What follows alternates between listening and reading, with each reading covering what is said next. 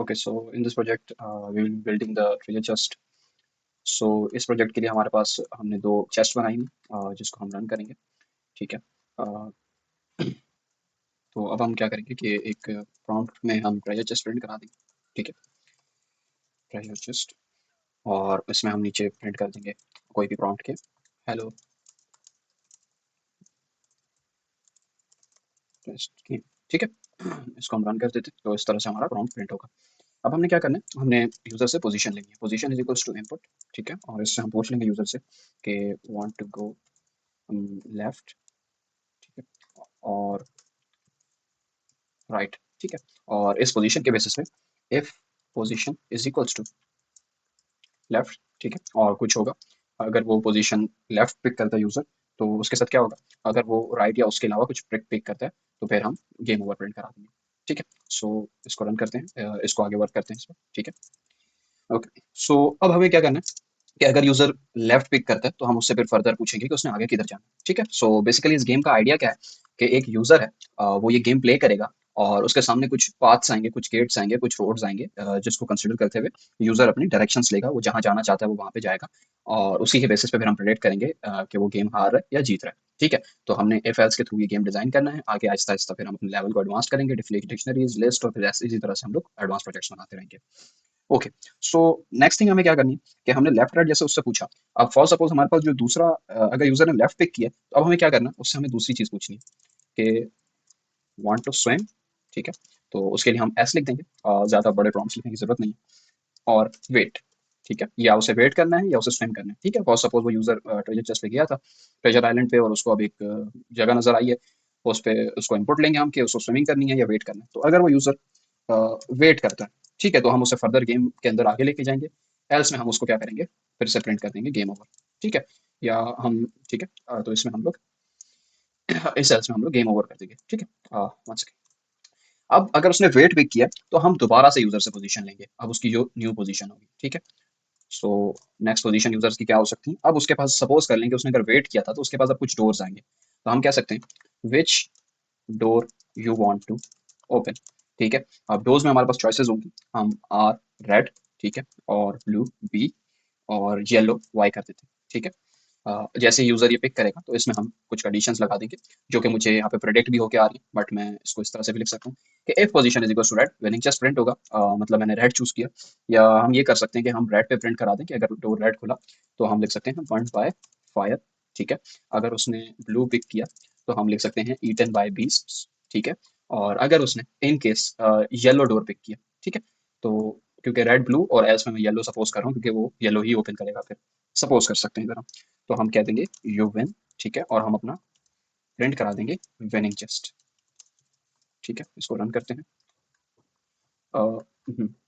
Winning chest. ठीक है, variable name. ठीक है, तो वो मुझसे पूछ रहा है लेफ्ट जाना राइट, मैं लेफ्ट जाऊंगा, मैं वेट करूंगा, और मैं येलो डोर ओपन करूंगा, तो देखें मैं विन कर गया। इसको रीरन करते हैं, और इस बार मैं कुछ राइट जाऊंगा, तो देखें गेम ओवर। इसी तरह से अगर मैं लेफ्ट जाता हूँ बट मैं वेट नहीं करता, मैं स्विम करता हूँ, तो गेम ओवर। ठीक है, और इसी तरह से अगर मैं लेफ्ट जाता हूँ, वेट भी करता हूँ बट रेड गेट खोलता हूँ, तो देखें बर्न बाय फायर। सो ये हमारा प्रोजेक्ट है, मिनी प्रोजेक्ट इफ एल्स के थ्रू ट्रेजर चेस्ट डिजाइन करने का। जो हमारा नेक्स्ट प्रोजेक्ट है वो है रॉक पेपर सीजर। इसके अंदर हमारे पास कुछ चॉइसेस हैं, रॉक पेपर और सीजर। और उसकी आस्की आर्ट है कि अगर यूजर रॉक पिक करता है, तो हम रॉक की डायग्राम प्रिंट करा देंगे, पेपर पिक करते हैं तो पेपर की, और सीजर पिक करते हैं तो सीजर की आस्की आर्ट। तो आर्ट की मैंने एक लिस्ट बनाई, और तीनों जो वेरिएबल्स थे उनको मैंने उसमें डाल दिया, और चॉइसेस को मैंने अलग से रॉक पेपर और सीजर का नाम दिया हुआ है। अब मैं सबसे पहले क्या करूंगा कि मैं यूजर से उसकी चॉइस पूछूंगा कि यूजर की चॉइस क्या है। तो यूजर की चॉइस के लिए मैं लिखूंगा user choice is equals to. ठीक है, और इसमें मैं कर सकता हूँ प्रिंट इनपुट। ठीक है, और यहाँ पे वो मुझसे पूछ भी रहा है, बट मैं कर लेता हूँ what do you want to choose. ठीक है, और मैं लिख सकता हूँ 0 1 2। यूजर मुझे एक इंडेक्स बताएगा। अगर वो 0 लिखेगा, तो मैं चॉइसेस 0 में जाके रॉक पिक कर लूंगा। अगर वो 1 लिखेगा, तो मैं चॉइसेस 0 में जाके पेपर पिक कर लूंगा। तो इस तरह से मेरे पास एक चॉइस आ जाएगी। तो इसके बाद मैं क्या करूंगा, यूजर को बताऊंगा कि उसने कौन सी चॉइस पिक की है। ठीक है, तो आर्ट और यूजर चॉइस आ जाएगा। उसके बाद कंप्यूटर चॉइस के लिए मुझे क्या करना पड़ेगा, मुझे दूसरा लॉजिक बनाना पड़ेगा। तो कंप्यूटर चॉइस के लिए मैं क्या करूंगा, कंप्यूटर चॉइस। ठीक है, computer choice is equals to, अब इसके अंदर मैं रैंडम यूज करूंगा, रैंडम डॉट रैंड इंट। और इसमें मैं 0 2 लिखूंगा। क्यों, क्योंकि देखें, तो 0 1 और 2, ठीक है, तो मेरे पास तीन ही चॉइसेस हैं, मुझे इन तीनों में से पिक करना है। तो और कंप्यूटर रैंडमली काम करता है, तो मैं रैंडम मॉड्यूल का यहाँ पे फायदा उठाऊंगा। पहले मैं रैंडम मॉड्यूल इंपोर्ट करा देता हूँ। रैंडम अगर किसी को नहीं पता, तो रैंडम क्या करता है, उसको हम एक रेंज देंगे तो उसमें वो रैंडमली कोई नंबर पिक करके देगा। तो जब भी ये कोड रन करेंगे वो रैंडमली कोई ना कोई नंबर देगा। तो इसको मैं जब रन करूंगा तो कंप्यूटर भी एक नंबर पिक कर लेगा। तो कंप्यूटर जो भी नंबर पिक पिक करेगा तो मैं उसी का चॉइस प्रिंट करा दूंगा। कैसे प्रिंट लिखूंगा, इसमें मैं इसी तरह से कंप्यूटर चोज, ठीक है, कंप्यूटर ने क्या पिक किया, और उसके बाद मैं 8 प्रिंट करा दूंगा। तो मैं क्या करूंगा, 8 की लिस्ट में जाऊंगा। अब 8 की लिस्ट में भी इसी तरह से 3 इंडेक्स हैं और रॉक जो है वो 0 पे है, जैसे मेरी चॉइसेस में रॉक 0 पे है। इस ऑर्डरिंग का ख्याल रखना है। तो जो कंप्यूटर की चॉइस होगी वो चीज़ प्रिंट हो जाएगी, कंप्यूटर चॉइस, ठीक है। अब इसको रन करते हैं। फॉर सपोज मैं पेपर पिक करता हूँ, ठीक है। मैंने पेपर पिक किया, कंप्यूटर ने भी रैंडमली पेपर पिक कर लिया, हो सकता है बट इसमें कोई मसले वाली बात नहीं, क्योंकि रैंडमली काम कर रहा है तो हो सकता है वो कंप्यूटर भी वन पिक कर ले। अब क्या करना है हमें नेक्स्ट, हमें थोड़ा सा इसके अंदर अगर हमें ब्रेक देने हैं तो हम इसमें से ब्रेक्स दे सकते हैं स्लैश एन के थ्रू। बट हम आगे चलते हैं। अब आगे हमें क्या करना है, हमें इस गेम के विनिंग और उसका लॉजिक बनाना है। तो अब हम क्या करेंगे, हमारे पास इंडेक्सेस हैं, हम इंडेक्सेस के थ्रू करेंगे, रॉक पेपर सीजर को कंपेयर नहीं करेंगे, 0 1 2 करेंगे। 0 को सपोज कर लेंगे कि रॉक है, 1 पेपर है और 2 सीजर्स है। तो हमारे पास सबसे पहले कंडीशन होगी रॉ की, कि अगर यूजर ने जो चीज पिक की, लाइक यूजर ने 0 पिक किया और कंप्यूटर ने भी रैंडमली 0 पिक कर लिया, तो हम क्या करेंगे, अ, यहाँ पे हम लोग प्रिंट करा देंगे ड्रॉ, ठीक है, प्रिंट ड्रॉ, सही है। इसके बाद अगर एलिफ एलिफ, अब इसमें हमें सारी विनिंग कंडीशंस बनानी है। विनिंग कंडीशंस क्या है, अगर रॉक पेपर सीजर गेम को कंसिडर किया जाए, तो रॉक जो है अगर यूजर ने 0 पिक किया और कंप्यूटर ने 2 मतलब कि सीजर्स पिक किया, तो हम जीत सकते हैं, ठीक है। तो 0 जो है वो 2 को डिफीट कर सकता है, मतलब यूजर की चॉइस अगर 0 हुई तो हम 2 को हरा देंगे। तो यहाँ पे मैं लिख सकता हूँ user choice is equals to 0 and computer choice is equals to 2। तो मैं प्रिंट करा दूंगा यू विन, ठीक है। अब मुझे अगली कंडीशन देखनी है, एलिफ, ठीक है, एलिफ यूजर चॉइस। अब मुझे अगली कंडीशन देखनी है, तो अगली कंडीशन क्या हो सकती है कि अगर यूजर ने पेपर पिक कर लिया फॉर सपोज, तो पेपर जो है वो रॉक को डिफीट कर सकता है। तो elif user choice is equals to 1 and computer choice is equals to 2, ठीक है। तो मैं प्रिंट कर सकता हूँ प्रिंट यू विन, ठीक है। उसके बाद इसी तरह से एलिफ लिख के अगर यूजर की चॉइस इस बार 2 हुई, मतलब उसने पेपर पिक किया, तो पेपर सॉरी सीजर पिक की, तो सीजर जो है वो रॉक को डिफीट कर सकती है। तो मैं यहाँ पे प्रिंट कर दूंगा यू विन, ठीक है। उसके बाद जो लास्ट थिंग जो मुझे करनी है वो एल्स स्टेटमेंट है, जिसमें मैं प्रिंट कर दूंगा यू लूज कंप्यूटर विंस, क्योंकि विनिंग की सारी कंडीशन यूजर की मैंने लिख दी। अगर वो पेपर पिक रॉक पिक करता है और सीजर्स आता है कंप्यूटर का, तो वो जीतेगा। यूजर अगर 1 पिक करता है और कंप्यूटर 2 पिक करता है, तो वो यूजर जीतेगा। तो अगर ये कोई कंडीशन ना हुई और ड्रॉ की कंडीशन ना हुई, तो ऑब्वियस सी बात है कि कंप्यूटर विन करेगा। तो मैंने इस कंडीशन को मैप किया, कोड को रन करते हैं। मैं 2 पिक कर लेता हूँ, देखें, मैंने सीजर पिक किया, कंप्यूटर ने पेपर पिक किया, मैं जीत गया। तो ये इस तरह से काम।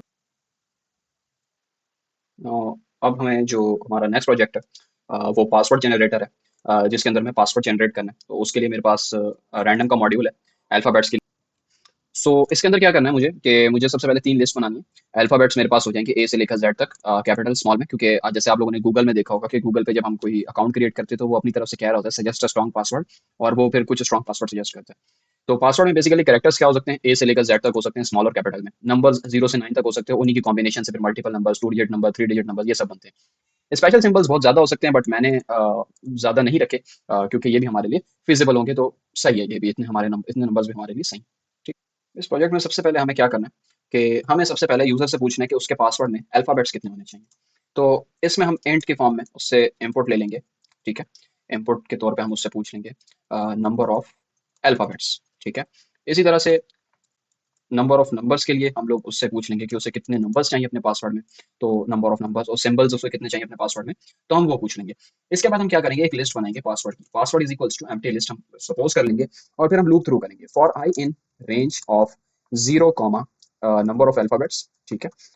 और इसके अंदर हम क्या करेंगे, बेसिकली हमारी जो अप्रोच होगी वो ये होगी कि हमें रैंडमली जितने हमारे पास अल्फाबेट्स हैं, लाइक मुझे 3 अल्फाबेट्स चाहिए अपने पासवर्ड में, तो लूप जब पहली बार चलेगा तो रैंडमली एक कैरेक्टर पिक करेगा, उसे लिस्ट में डाल देगा। फिर दूसरी बार चलेगा, फिर रैंडमली एक कैरेक्टर पिक करेगा, उसे लिस्ट में डाल देगा। फिर तीसरी, जितने अल्फाबेट्स चाहिए उतनी टाइम्स लूप चलेगा। तो मैंने इसी वजह से लूप लगा दिया। और मैं इसमें क्या करूंगा, मैं यहाँ पे पहले एक्स लिख देता हूँ, X is equals to random dot choice, ठीक है। रैंडम डॉट चॉइस क्या करेगा, रैंडमली अल्फाबेट्स की लिस्ट में जाएगा, एक रैंडम अल्फाबेट पिक करेगा, और पासवर्ड डॉट अपेंड करके उसमें मैं एक्स डाल दूंगा। इसी तरह से मुझे इस लूप को 3 टाइम्स कॉपी पेस्ट करना है, for numbers, for and for symbols, ठीक है। तो इस बार अब मैं क्या करूंगा, इसको मैं एन आर नंबर्स कर दूंगा, मतलब नंबर्स की लिस्ट में जाना, सॉरी नंबर ऑफ नंबर्स। और कहाँ से पिक करना है, नंबर्स की लिस्ट से पिक करना। सो अब मुझे क्या करना पड़ेगा कि मेरे पास ये आ गए हैं सारे, तो जस्ट मैं अगर अपनी पासवर्ड की लिस्ट प्रिंट कराऊँ और देखूं कि क्या आंसर आ रहा है। सो नंबर ऑफ अल्फाबेट्स 5 रख लेते हैं, नंबर्स 2 रख लेते हैं और एक सिंबल रख लेते हैं। ठीक है, just second, alphabets, sorry spelling mistake कर दी है। 5 रख लेते हैं, इसको 2 रख लेते हैं, इसको 1 रख लेते हैं। एन आर नंबर्स, अच्छा नंबर्स नाम था, my bad. N R alphabets, इसको मुझे सिंबल्स करना था, सॉरी, अंडरस्कोर सिंबल्स। और इसको मुझे सिंबल्स करना है क्योंकि सिंबल्स की लिस्ट में से जाके पिक करना है, स्पेशल सिंबल्स। ठीक है, इसको रन करते हैं। 5 अल्फाबेट्स हो जाएंगे, 2 नंबर्स हो जाएंगे, एक सिंबल हो जाएगा। ठीक है, तो कुछ इस तरह से पासवर्ड बन रहे हैं, NGBQX76 ! सबसे बड़ा इशू इस पासवर्ड में ये है कि पासवर्ड के अंदर डेटा सीरीज में, तो प्रोबेबिलिटी है ये रैंडम अगर रिपीट कर गया तो ये पासवर्ड रिपीट हो सकता है, तो 2 लोगों का सेम पासवर्ड हो सकता है। तो हम इसको फर्दर स्ट्रॉन्ग कैसे करेंगे, हम इसी को शफल कर देंगे कि ताकि ये मिक्स हो जाए, मतलब नंबर्स आगे पीछे हो जाएं, कैरेक्टर्स आगे पीछे हो जाए, क्योंकि अभी ये क्या कर रहे हैं, एक ऑर्डर में पहले सारे के सारे कैरेक्टर्स को डाल रहे हैं, फिर सारे नंबर्स को, फिर सारे सिंबल्स को। तो अब हमें इस चीज को खत्म करने के लिए इसको रैंडमली शफल करना पड़ेगा, इसको हम शफल करेंगे। और दूसरा इसमें मसला क्या है कि पासवर्ड एक स्ट्रिंग की फॉर्म में होता है, लिस्ट की फॉर्म में नहीं होता। ये देखो, ये अलग अलग कैरेक्टर्स हैं, तो हमें ये सब एक साथ चाहिए, तो इसके लिए हम कुछ करेंगे। बट सबसे पहले हमें क्या करना पड़ेगा, इसको शफल करना पड़ेगा। तो रैंडम मॉड्यूल के अंदर ही एक शफल का ऑप्शन होता है, जिसमें हम पासवर्ड अगर पुट करते हैं अपना, तो वो पासवर्ड को शफल कर देगा। रैंडम नोट शफल हो गया पासवर्ड, तो अब ये शफल कर देगा। और अगर मैं फिर से पासवर्ड प्रिंट कराऊं तो कुछ इस तरह से पासवर्ड आएगा, उसको 5 2 1। ठीक है, तो पहले देखें ये बिल्कुल अलग से आ रहा था, अब देखें तो @ का सिंबल जो है वो पहले आ चुका है, और यू आगे आ गया, एफ यहाँ आ गया, और बहुत ज्यादा उसने शफल कर दिया। ठीक है, नंबर्स के बाद कैरेक्टर आ रहा है, सिंबल पहले आ रहा है, जैसे यहाँ पे सब ऑर्डर में था, पहले कैरेक्टर्स फिर नंबर्स फिर सिंबल। बट इसमें वैसा नहीं है। अब फाइनल चीज जो मुझे इसमें करनी है वो ये करनी है कि मुझे इसको एज अ लिस्ट बनाना है। तो मुझे क्या करना पड़ेगा, मुझे कैरेक्टर बाय कैरेक्टर लूप चलाना पड़ेगा। फॉर आई इन पासवर्ड, मतलब मैं पासवर्ड की लिस्ट में जाऊंगा, और सबसे पहले मैं एक न्यू स्ट्रिंग बना देता हूँ। ठीक है, मैं फाइनल पासवर्ड के नाम से एक स्ट्रिंग बना देता हूँ, फाइनल पासवर्ड। ठीक है, और इसको एम्प्टी छोड़ देते हैं, फॉर आई इन पासवर्ड। ठीक है, password final password plus is equals to, ठीक है, final password plus is equals to I. I क्या करेगा, वन बाय वन पासवर्ड में जाएगा, एक एक करेक्टर पिक करेगा इसमें से जब शफल हो जाएगा। एट द रेस्ट को पिक किया, फिर उसको, फिर यू को पिक किया, फिर एफ को पिक किया, इस तरह से। और फिर मैं अपना पासवर्ड प्रिंट करा दूंगा। तो मैं प्रिंट लिखता हूँ फाइनल पासवर्ड, और इसको जब मैं रन करता हूँ तो 5 अल्फाबेट्स रख लेते हैं, 3 नंबर्स रख लेते हैं और 2 सिंबल्स रख लेते हैं। तो ये मेरा पासवर्ड की लिस्ट थी, उसको जब मैंने शफल किया तो ये लिस्ट बन गई, और फिर ये मेरा फाइनल पासवर्ड स्ट्रिंग की फॉर्मेट में आ गया। अब ये आप कह रहे होंगे, आपके दिमाग में एक क्वेश्चन होगा कि इसको हम पहले ही स्ट्रिंग में करके डायरेक्ट कर लेते और फिर स्ट्रिंग को शफल कर देते, तो स्ट्रिंग शफल नहीं होती। शफल का कॉन्सेप्ट लिस्ट पे लिमिटेड है, क्योंकि हम इंडेक्सेस को आइटरेट करते हैं और स्ट्रिंग में इंडेक्स एज सच एग्जिस्ट नहीं करता। तो शफल का कॉन्सेप्ट इस पे नहीं चल पाएगा स्ट्रिंग पे। तो हम शफल का जो मॉड्यूल है उसकी लिमिटेशन लिस्ट है, तो हमने लिस्ट को यूज करके इस चीज को बनाया। ओके, सो अब हमारा जो प्रोजेक्ट है वो ये है कि हमें एक इनक्रिप्टर डिक्रिप्टर बनाना है। बेसिकली लाइक मेरा पासवर्ड कुछ इस तरह से हो, लाइक XYZ मेरा पासवर्ड हो, और उसको मैं फिर कन्वर्ट कर दूं ABC में। इस तरह से मुझे एक इनक्रिप्टर डिक्रिप्टर बनाना है। मैंने अल्फाबेट्स और नंबर्स नहीं रख रहा, जस्ट मैंने एक अल्फाबेट की लिस्ट ली है। ठीक है, इस लिस्ट में मुझे क्या करना है कि जब मेरे पास यूजर एक शिफ्ट, मुझे शिफ्ट अमाउंट देगा, बेसिकली मुझे सीजर साइफर का एल्गोरिथम अप्लाई करना है। लाइक मेरी स्ट्रिंग है ABC, तो इसमें जो पहला कैरेक्टर है A, उस A के साथ साथ मुझे यूजर ना स्ट्रिंग के साथ साथ एक शिफ्ट अमाउंट भी दे देगा। शिफ्ट अमाउंट उसने जैसे दे दी 3, तो मैं इधर आऊंगा, ए को मैं कन्वर्ट कर दूंगा, इधर मैं आऊंगा तो देखूंगा मेरी लिस्ट में ए कहाँ है, ए यहाँ पर है। अब उससे उससे 3 कैरेक्टर्स आगे जाना है, 1 2 3, तो मैं डी लिख दूंगा ए को। इसी तरह से बी के लिए मैं क्या करूंगा, बी को मैं फिर बी पे आऊंगा तो बी है C D E, तो मैं इसको ई कर दूंगा। और फिर सी के लिए मैं इसी तरह से आऊंगा और एफ लिख दूंगा यहाँ पे। तो एंड में जो मेरी फाइनल स्ट्रिंग बनेगी DEF। तो मेरे पहले जो यूजर ने स्ट्रिंग दी थी ABC, उसको इनक्रिप्ट करने के बाद क्या बन जाएगा, DEF। अगर इसको डिक्रिप्ट करना होगा तो यूजर दोबारा से इस डिक्रिप्टेड को साथ साथ शिफ्ट अमाउंट पास करेगा 3 का। इसमें मैं क्या करूंगा, डी, और डी को मैं ए में कन्वर्ट करने के लिए -3 करूंगा दोबारा से, तो डी में -3 करूंगा तो दोबारा से ए बन जाएगा। तो ये मेरा बेसिक लॉजिक है। चलते हैं इसको फंक्शंस के थ्रू करेंगे। तो मैं एक फंक्शन बना देता हूँ इनक्रिप्ट का। ठीक है, और उस इनक्रिप्ट के फंक्शन में मेरे पास 2 चीजें आएंगी, मेरा टेक्स्ट और शिफ्ट अमाउंट। तो मैं लिख देता हूँ टेक्स्ट कॉमा शिफ्ट। ठीक है, ये मेरे 2 अल्फा वेरिएबल्स हो गए। अब मुझे सबसे पहले क्या करना है, मैं आंसर की एक लिस्ट बना, स्ट्रिंग बना देता हूँ जो मेरा आंसर होगा। अब मुझे वन बाय वन टेक्स्ट में से एक एक कैरेक्टर पिक करना है, वन बाय वन। तो मैं क्या करूंगा, मैं लिखूंगा फॉर कैर इन टेक्स्ट। ठीक है, और वन बाय वन मेरे पास एक कैरेक्टर पिक होगा। अब उसके बाद मैं क्या करूंगा कि इसमें मैं सबसे पहले चेक करूंगा कि वो कैरेक्टर जो है वो अल्फाबेट्स की लिस्ट में है, क्योंकि अगर यूजर ने अगर मिसाल के तौर पर इस तरह का पासवर्ड दे दिया ABC 1 2 3, तो 1 2 3 तो अल्फाबेट है नहीं, तो इसके ऊपर तो मैं अप्लाई नहीं कर सकता। तो मैं सबसे पहले ये चेक करूंगा कि इफ कैरेक्टर इन अल्फाबेट। अगर कैरेक्टर अल्फाबेट में है तो मैं फर्दर कोई प्रोसेसिंग करूंगा। तो उसके लिए मैंने क्या करना है, मैंने इसको जस्ट आंसर प्लस, मैं चले शॉर्ट फॉर्म बना देता हूँ पहले, एक्स लिख देता हूँ, एक्स इज इक्वल्स टू, और इसमें मैं क्या करूंगा कि अल्फाबेट की लिस्ट में जाऊंगा, ठीक है, और मैं इसका इंडेक्स, ठीक है, इसमें मैं जाऊंगा। मैंने सबसे पहले क्या करना है, सॉरी मैंने थोड़ी सी गड़बड़ कर दी, मुझे पहले अपने टेक्स्ट में एक अल्फाबेट का इंडेक्स निकालना है। जैसे ए है तो ए का अल्फाबेट की लिस्ट में इंडेक्स क्या है, इसी को मान के चलते हैं। तो अल्फाबेट डॉट इंडेक्स मुझे लिखना है, और राउंड ब्रैकेट्स में मैं अपना जो भी कैर है कैरेक्टर मैं उसे पास कर दूंगा। उसके बाद मुझे क्या चीज करनी है कि मुझे इसके बाद 3 कैरेक्टर्स आगे जाना है, तो मैं प्लस करूंगा और मैं शिफ्ट के साथ इसको ऐड कर दूंगा, ठीक है। 1 सेकेंड। अब इसके अंदर मैंने ये चीज कर दी, इसको मैं मैश कर देता हूँ ब्रैकेट्स में। अब इस पे मुझे एक लॉजिक अप्लाई करना है, वो ये है कि मुझे परसेंटेज लेंथ ऑफ अल्फाबेट की लिस्ट से इसे डिवाइड करना है, ठीक है। इसका मैं आपको लॉजिक समझा देता हूँ। फॉर सपोज मैंने z पिक कर लिया। अब z के आगे तो मैं जा नहीं सकता क्योंकि आगे कुछ है नहीं, तो +3 करूंगा तो कहाँ जाऊंगा, इसके आगे कोई करेक्टर ही एग्जिस्ट नहीं करता। तो मैं z के बाद क्या करूंगा, इस टोटल स्ट्रिंग के जो लेंथ है वो लाइक सपोज कर लें 26 है। अगर वैसे अल्फाबेट्स 26 होते हैं तो 26 + 26 52 हो जाएंगे, बट हम 26 सपोज करते हैं। 26 करेक्टर z है, तो +3 करूंगा तो 29 हो जाएगा। लेकिन मुझे क्या करना है, अगर मैं 26 में हूं तो फिर मैं दोबारा जीरो से स्टार्ट करूंगा। तो इसके लिए मैं क्या कर सकता हूँ, मैं क्या करूंगा, मेरा जो करेक्टर है, जैसे फॉर सपोज मैंने z को इंक्रिप्ट करना था तो z 26 है, शिफ्ट अमाउंट मेरा 3 है, तो 26 + 3 तो हो जाएगा। उसके बाद मैं इसको मॉड ले लूंगा इसका अल्फाबेट के साथ, मतलब कि मेरा लेंथ ऑफ अल्फाबेट्स के साथ। तो अल्फाबेट की लिस्ट की लेंथ कितनी है, सपोज कर लेते हैं 26 ही है, ठीक है, क्योंकि जितना साइज होगा उतनी लिस्ट है, और आखिरी कैरेक्टर का इंडेक्स भी 26 है। तो 26 + 3 29 हो जाएगा, और 29 का जब 26 से मॉड लिया जाता है तो 3 रिमाइंडर आता है।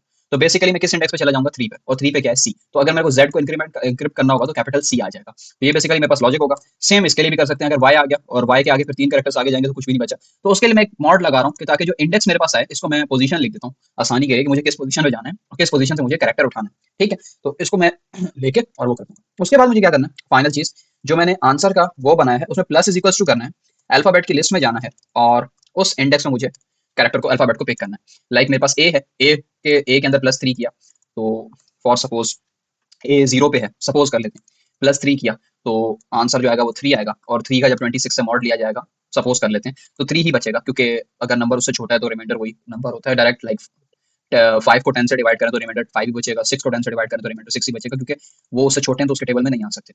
तो ये चीज करने के बाद मेरे पास एक इंडेक्स आएगा, जैसे यहाँ पे 3 आ रहा है, तो मैं अल्फाबेट की लिस्ट में जाऊंगा और थर्ड इंडेक्स में, मतलब अल्फाबेट की लिस्ट में मैं जाऊंगा और थर्ड इंडेक्स पे जो भी कैरेक्टर होगा, यहाँ पे मतलब डी होगा, मैं उसको आंसर की स्ट्रिंग में अपेंड करा दूंगा। इसी तरह से हर एक कैरेक्टर के मैं करूंगा और आंसर में लेता जाऊंगा मैं उसको, ठीक है। ये मेरा लॉजिक होगा। अब इफ का तो लॉजिक बना दिया, अब एल्स बना देते हैं इसका। एल्स में क्या होगा, सिंपली हम उस कैरेक्टर को प्लस इज इक्वल्स टू और कैर कर देंगे। क्यों, क्योंकि अगर वो करेक्टर ना हुआ टेक्स्ट में, वो कोई नंबर हुआ लाइक 1 2 3, और कोई या तो कोई स्पेशल सिंबल हुआ, तो उसको तो हम इनक्रिप्ट डिक्रिप्ट नहीं कर सकते, ठीक है, क्योंकि हमने इसको अल्फाबेट्स तक महदूद किया हुआ है, और सीजर साइफर हम इधर एल्गोरिथम अप्लाई कर रहे हैं, तो वो इसी पे, ये कैरेक्टर्स पे, सिर्फ एबीसीडी पे। तो यहाँ पे हम क्या करेंगे, हम उसको नॉर्मली ऐड कर देंगे, लाइक 1 है तो 1 को 1 ही जाने दो, उसको कोई मसला नहीं है, ठीक है। अब ये हमारे पास वो होगा, और उसके बाद हम रिटर्न कर देंगे आंसर, ठीक है। इसको मैं बाहर ले आता हूँ लूप से। अब मैं इसके ऊपर एल्गोरिथम अप्लाई करके देखता हूँ, और रिजल्ट लिख देते हैं, एक वेरिएबल बना देते हैं, result is equals to encrypt और टेक्स्ट कॉमा शिफ्ट। अब इसमें मैं अपना टेक्स्ट सपोज कर लेता हूँ, text is equals to New York, New York 1 2 3 4, ठीक है, और शिफ्ट अमाउंट में सेलेक्ट कर लेता हूँ 2। अब देखते हैं रिजल्ट क्या आता है, ठीक है।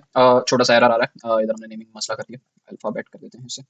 अब इसे रन करते हैं, तो देखें न्यूयॉर्क 1 2 3 4 था, तो उसने उसको PGYAQTM कर दिया, लेकिन बाद में उसने 1 2 3 4 कर दिया, ठीक है। इधर कोई Z ट्राई कर लेते हैं, जैसे फॉर सपोज मैंने K की जगह Z लिख दिया, तो आप देखते हैं क्या आंसर आता है। तो देखें Z की जगह पे T आ रहा है, और नहीं B आ रहा है, ठीक है। Z के बाद 2 कैरेक्टर्स आगे जाना है, तो 1 2 B आ रहा है, तो ये देखें Z की जगह पे B आ रहा है कैपिटल।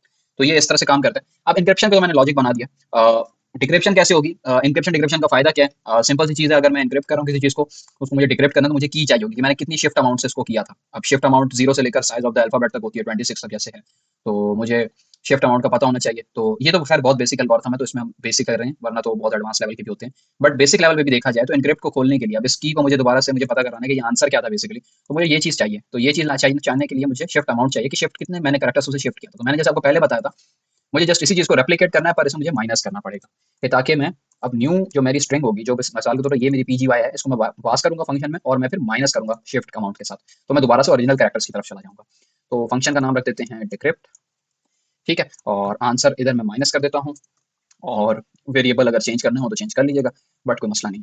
ठीक है। रिजल्ट एनक्रिप्ट कर लेते हैं और रिजल्ट टू जो है वो डिक्रिप्ट कर लेते हैं, डिक्रिप्ट का फंक्शन कॉल कर लेते हैं इसके लिए, और इसके बाद मैं प्रिंट करा दूंगा रिजल्ट टू। ठीक है, प्रिंट रिजल्ट टू। अब इसको रन करते हैं। देखें, PGY AQT B1 2 3 4 था और अब वो ये चीज़ बन चुका है। तो बहुत इजी सी चीज़ है, इसमें कोई इतनी बड़ी साइंस नहीं है, बहुत इजीली इम्प्लीमेंटेबल है। आई होप आपको ये समझ आ गया। ओके, सो अब जो हमने प्रोजेक्ट बनाना है वो है एक बिडिंग गेम। तो इसमें क्या होगा कि एक गेम बनाएंगे हम जिसके अंदर एक बिडर आएगा, वो अपना नाम बताएगा, अपनी बिडिंग अमाउंट बनाएगा, और जब तक यूजर नो नहीं लिख देता तब तक वो बिडिंग गेम चलता रहेगा। और जब एंडिंग आएगा उसकी, तो उसके बाद हमें पता लग जाएगा कि बिड का विनर कौन है। ठीक है, तो इस गेम के लिए सबसे पहले इनपुट्स डिजाइन कर लेते हैं। पहले एक फंक्शन बना के उसे मैं पास कर देता हूँ, डेव फाइंड विनर। ठीक है, जिसने बिड जीत लिया उसके लिए। और मैं एक डिक्शनरी बनाऊंगा, तो मैं बिड डिक्ट उसका नाम रख देता हूँ, बिडिंग डिक्शनरी का। अ, थोड़ा सा नाम सही कर लेते हैं, बिड डिक्ट। और इसको मैं पास कर देता हूँ थोड़ी देर के लिए। ठीक है, अब मेन चीज मुझे बनानी है वो क्या है, अपनी एक डिक्शनरी। तो मैं एक बिट्स की एक डिक्शनरी बना देता हूँ जिसको मैं एम्प्टी छोड़ दूंगा।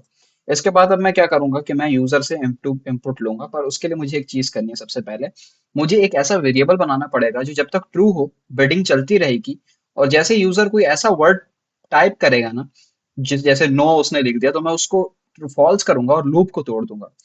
तो मैं कंटिन्यू बिडिंग एक वेरिएबल बना देता हूँ, कंटिन्यू बिडिंग, और उसको मैं भी ट्रू रख देता हूँ। ठीक है, सपोज के गेम चलता रहे। अब मैं एक कंडीशन बनाऊंगा, वाइल कंटिन्यू बिडिंग। ठीक है, और वाइल कंटिन्यू बिडिंग तो ये हमेशा ट्रू रहेगा, जब तक इधर फॉल्स नहीं आता ये लूप चलता रहेगा, और मैं यूजर से नेम पूछता रहूंगा कि तुम्हारा नाम क्या है और आपकी बिड कितनी है। जब वो मुझे ये चीजें बताएगा तो मैं बस जस्ट क्या करूंगा, बिड्स की नेम के अंदर नेम नाम की, यूजर के नेम से एक की बना दूंगा ऐसे। लाइक मेरा यूजर है एक्स, उसकी मैं नाम की बना दूंगा, और उसके आगे फिर इधर जैसे मैं लिख रहा हूँ अभी इज इक्वल्स टू बेड लिख रहा हूँ, इसी तरह से यहाँ पे डिक्शनरी बन जाएगी और उसकी बेड, लाइक उसने $50 की बेड लगाई। फिर अगला यूजर आया, यूजर वाई, उसने सपोज $60 की बेड लगाई। तो इस चीज को मैं इस तरह से हैंडल कर लूंगा। अब उसके बाद मुझे क्या करना है, मुझे यूजर से एक वेरिएबल बनाना है। मैं लिख देता हूँ अनदर, मतलब किसी और ने तो बेड नहीं करना, यूजर से पूछेंगे।